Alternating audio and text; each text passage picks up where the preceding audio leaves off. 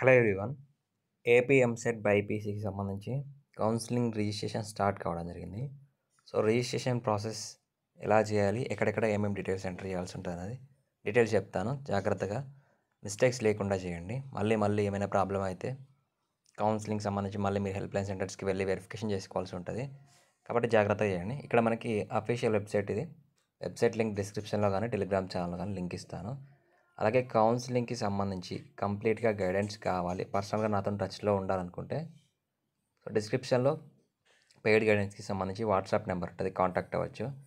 So అలాగే దానికి సంబంధించి కౌన్సిలింగ్ కంప్లీట్ అయ్యే వరకు మీతో పాటు మీకు గైడెన్స్ అయితే ప్రొవైడ్ చేయడం జరుగుతుంది. మీకు ఏ డౌట్ ఉన్నా నాకు కాల్ చేసి అడగచ్చు. సో ఇంట్రెస్ట్ ఉన్న వాళ్ళు డిస్క్రిప్షన్లో వాట్సాప్ నెంబర్ ఉంటుంది, కాంటాక్ట్ అవ్వచ్చు. సో ఇక్కడ మనకి అఫీషియల్ వెబ్సైట్లోకి వెళ్తే ఇక్కడ క్యాండిడేట్ రిజిస్ట్రేషన్, ఫస్ట్ మీరు రిజిస్ట్రేషన్ చేసుకోవాలి కౌన్సిలింగ్లో పార్టిసిపేట్ చేయాలంటే. సో క్యాండిడేట్ రిజిస్ట్రేషన్ మీద క్లిక్ చేయాలి. క్లిక్ చేయగానే మీకు సంబంధించిన hall ticket number, me website hall ticket number, me date of birth as per your 10th memo ప్రకారం డేట్ ఆఫ్ బర్త్ ఎంటర్ చేయాలి. ఎంటర్ చేసి సబ్మిట్ కొట్టిన వెంటనే మీకు సంబంధించిన జనరల్ బేసిక్ డీటెయిల్స్ అయితే డిస్ప్లే కావడం జరుగుతుంది.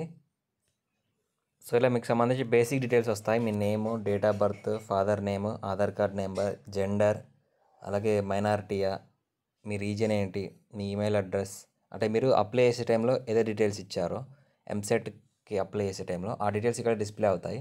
ఇక్కడ మెయిన్గా మీరు అప్డేట్ చేసుకోవాల్సింది క్యాస్ట్. సో మీ క్యాస్ట్ సర్టిఫికేట్, క్యాస్ట్ ఏంటి, ఓసీయా, బీసీయా, ఎస్సీ, ఎస్టీయా. ఒకవేళ ఓసీ అయితే మీకు ఈడబ్ల్యూఎస్ రిజర్వేషన్ ఉందా. సో ఇక్కడే చాలామంది చేసే మిస్టేక్ ఇదే. ఈడబ్ల్యూఎస్ రిజర్వేషన్ ఉంటే ఎస్ అని క్లిక్ చేస్తే ఇక్కడ మీకు సర్టిఫికేట్కి సంబంధించి నెంబర్ అడుగుతుంది. ఆ నెంబర్ ఎంటర్ చేయాలి. అది కూడా లేటెస్ట్ది ఎంటర్ చేయడానికి ట్రై చేయండి. ఎందుకంటే కౌన్సిలింగ్ వెరిఫికేషన్ ఆఫీసర్ మీకు ఆన్లైన్లో కౌన్సిలింగ్ ఉంటుంది కాబట్టి ఆన్లైన్లో వెరిఫై చేస్తారు కాబట్టి సర్టిఫికేట్ ఈ ఇయర్దా లేదా ప్రీవియస్ ఇయర్దా చెక్ చేస్తారు. ఇక్కడ మనకి ఇన్కమ్ అయితే 2021 తర్వాత తీసుకున్న ఇన్కమ్ ఎలిజిబుల్ అవుతుంది. ఈడబ్ల్యూఎస్ అయిందనుకోండి, ఈడబ్ల్యూఎస్ అయితే మాత్రం 2024 to 25, సో ఈ అకాడమిక్ ఇయర్ అయితే మనకి తీసుకున్న ఈడబ్ల్యూఎస్ సర్టిఫికేట్ అయితే వ్యాలిడ్ అవుతుంది. అలాగే ఒకవేళ ఇన్కమ్స్ లేదంటే రేషన్ కార్డు ఉంటే రేషన్ కార్డు సబ్మిట్ చేసినా పర్లేదు, మిగతా వాళ్ళు ఈడబ్ల్యూఎస్ కాకుండా మిగతా వాళ్ళు. సో ఆ సర్టిఫికేట్ ఎంటర్ చేయాలి. నెక్స్ట్ మొబైల్ నెంబర్, ఒకవేళ మొబైల్ నెంబర్ అప్డేట్ చేసుకోవాలనుకుంటే మొబైల్ నెంబర్ అనేది ఇక్కడ ఇవ్వచ్చు ఛాన్స్ ఉంటే. నెక్స్ట్ దాని తర్వాత ఎడ్యుకేషనల్ క్వాలిఫికేషన్స్, అలాగే మీ యొక్క డీటెయిల్స్ అన్నీ డిస్ప్లే కావడం జరుగుతుంది. సో నెక్స్ట్ ఎవరైతే ఇన్కమ్ సర్టిఫికేట్ ఇద్దామనుకుంటున్నారో, సో ఇన్కమ్ సర్టిఫికేట్కి సంబంధించి బిలో 2,50,000 సెలెక్ట్ చేసుకోవాలి. మీకు ఫీ రియంబర్స్మెంట్ ఎలిజిబిలిటీ ఉంటే. చాలామంది ఇన్కమ్ దగ్గర నాట్ అప్లికేబుల్ అని పెట్టడం కానివ్వండి, లేదు ఏవో 2 lakhs పెట్టడం, 2.5 lakhs పెట్టడం వల్ల ఏమవుతుందంటే ఫీ రియంబర్స్మెంట్ ఎలిజిబిలిటీ దగ్గర మీకు నో అని రావడం జరుగుతుంది. సో కాబట్టి చెక్ చేసుకోండి. నెక్స్ట్ ఈడబ్ల్యూఎస్ కూడా, ఈడబ్ల్యూఎస్ ఫామ్ సర్టిఫికేట్ ఎప్పటిది, ఏ అకాడమిక్ ఇయర్ అని ఇక్కడ ఇవ్వడం జరుగుతుంది. దానికి సంబంధించి మీ సేవ లేదా ఈడబ్ల్యూఎస్ నెంబర్ అనేది, సచివాలయానికి సంబంధించి నెంబర్ అనేది అక్కడ ఎంటర్ చేయాల్సి ఉంటుంది. ఇన్కమ్ అయితే ఇన్కమ్కి సంబంధించి నెంబర్ ఎంటర్ చేయాల్సి ఉంటుంది. ఎంటర్ చేసి మీకు కిందికి వెళ్ళగానే ఇక్కడ ఒకమైన స్పెషల్ కేటగిరీ, మీకు ఏమైనా స్పెషల్ కేటగిరీ ఉంటే ఇక్కడ సెలెక్షన్ ఆఫ్ స్పెషల్ కేటగిరీ అని ఇట్లా వస్తుంది.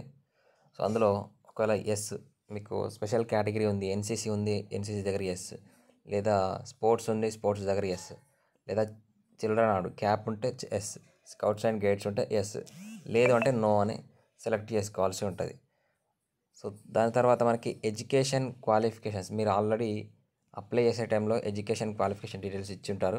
మీకు ఎడ్యుకేషన్ క్వాలిఫికేషన్కి సంబంధించి 6th క్లాస్ నుంచి ఇంటర్మీడియట్ వరకు మీరు ఎక్కడెక్కడ చదివారో ఆ డీటెయిల్స్ అనేది మీకు ఆల్రెడీ మీరు అప్లై చేసే టైంలో ఇచ్చి ఉంటారు కదా, ఆ డీటెయిల్స్ మీకు డిస్ప్లే కనబడుతుంది. సో చెక్ చేసుకోండి. దాని తర్వాత మీకు సంబంధించిన ఎంట్రన్స్ టెస్ట్కి సంబంధించి మార్క్స్ డిస్ప్లే కావడం జరుగుతుంది. మీకు ఎంత ర్యాంక్ వచ్చింది, ఎన్ని మార్క్స్ వచ్చాయి అనేది. ఆ తర్వాత ఇంటర్మీడియట్కి సంబంధించి మీకు ఎంత పర్సంటేజ్ వచ్చింది అనేది కూడా డిస్ప్లే కావడం జరుగుతుంది.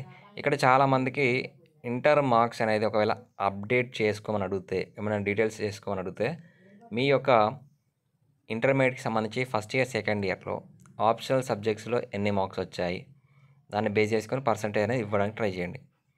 అలాగే ఇక్కడ క్లియర్గా మెన్షన్ చేశారు marks percentage of group subjects. ఇక్కడ ఎంపీసీ అని ఇచ్చారు, కాదు ఇది బైపీసీ. సో గ్రూప్ సబ్జెక్ట్స్కి సంబంధించి బాటనీ, జువాలజీ, ఫిజిక్స్, కెమిస్ట్రీలో మీకు అవుట్ ఆఫ్ 600కి ఎన్ని మార్క్స్ వచ్చాయి దానికి పర్సంటేజ్ క్యాలిక్యులేట్ చేయండి. సపోజ్ మీకు 600 వచ్చింది, 600కి 500 వచ్చింది అనుకోండి, 500/600 ఇంటూ 100 అని వేస్తే మీకు దానికి సంబంధించి పర్సెంట్ అయినా రావడం జరుగుతుంది, చెక్ చేసుకోండి. సో నెక్స్ట్ మీకు ఏమైనా అప్డేట్ చేసుకోవాలి అనుకుంటే హెల్ప్ లైన్ సెంటర్ అనేది సెలెక్ట్ చేసుకోవాల్సి ఉంటుంది. ఇక్కడ మీకు ఇంటర్మీడియట్కి సంబంధించి డీటెయిల్స్ కిందనే do you want to make any changes in the above, so select help line centre అని ఉంటుంది. సో మీకు సెలెక్ట్ హెల్ప్ లైన్ సెంటర్ మీద క్లిక్ చేయగానే number of help line centres ఏమేమి ఉన్నాయి వాటికి సంబంధించి లిస్ట్ అనేది డిస్ప్లే కావడం జరుగుతుంది. సో అందులోకి వెళ్ళి మీ నియరెస్ట్గా ఏదైతే హెల్ప్ లైన్ సెంటర్ ఉందో ఆ హెల్ప్ లైన్ సెంటర్ని సెలెక్ట్ చేసుకోవాలి. సెలెక్ట్ చేసుకోగానే మీకు ఏమైనా తర్వాత ఫ్యూచర్లో ఏమైనా ప్రాబ్లం వస్తే, అంటే ఈ కౌన్సిలింగ్ టైంలో ఏమైనా డీటెయిల్స్ మిస్టేక్ ఉంటే, అప్డేట్ అవ్వట్లేదు అనుకుంటే ఆ హెల్ప్ లైన్ సెంటర్కి వెళ్ళి మీరు డీటెయిల్స్ అప్డేట్ చేసుకోవాల్సి ఉంటుంది. సో ఈ ప్రాసెస్ అంతా కంప్లీట్ అయిన తర్వాత ఇక్కడ కింద సబ్మిట్ అని ఉంటుంది, ఒక చెక్ బాక్స్ కూడా ఉంటుంది ఇక్కడ. సో ఇక్కడ చెక్ బాక్స్ ఉంటుంది, చెక్ బాక్స్ మీద క్లిక్ చేసి సబ్మిట్ మీద క్లిక్ చేయగానే మీ రిజిస్ట్రేషన్ అనేది కంప్లీట్ అయిపోతుంది. ఆ తర్వాత నెక్స్ట్ పేమెంట్ ఉంటుంది. సో పేమెంట్ కూడా మీరు మీ credit card, debit card entry చేసి పేమెంట్ అనేది చేయాల్సి ఉంటుంది. ఇక్కడ మీ డీటెయిల్స్ అడుగుతుంది క్రెడిట్ కార్డ్కి సంబంధించి, ఆ డీటెయిల్స్ ఎంట్రీ చేయండి. ఎస్సీ ఎస్టీ వాళ్ళకైతే 600, రిమైనింగ్ వాళ్ళకైతే 1200 రూపీస్ అనేది ఫీ పేమెంట్ చేయాల్సి ఉంటుంది. సో ఇది రిజిస్ట్రేషన్కి సంబంధించి. నెక్స్ట్ సర్టిఫికేట్ వెరిఫికేషన్ ఎలా జరుగుతుంది ఏంటనేది డీటెయిల్స్ చెప్తాను. అప్పటివరకు ఛానల్ని ఫాలో అవ్వండి, సబ్స్క్రైబ్ చేసుకోండి, నోటిఫికేషన్ ఆన్లో పెట్టుకోండి. Thank you.